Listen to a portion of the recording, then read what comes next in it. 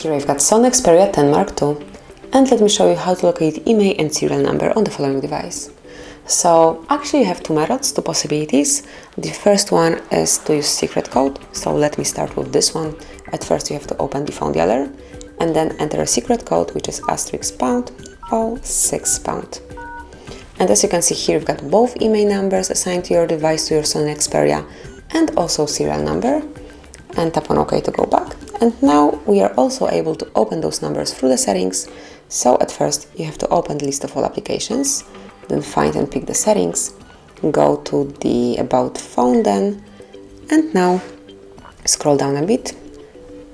And here under IMEI information, you've got both IMEI numbers assigned to your device. And then if you would like to check also the serial number, it's under model right here. So this is it, so you can smoothly and easily locate serial and IMEI numbers. Thank you for watching.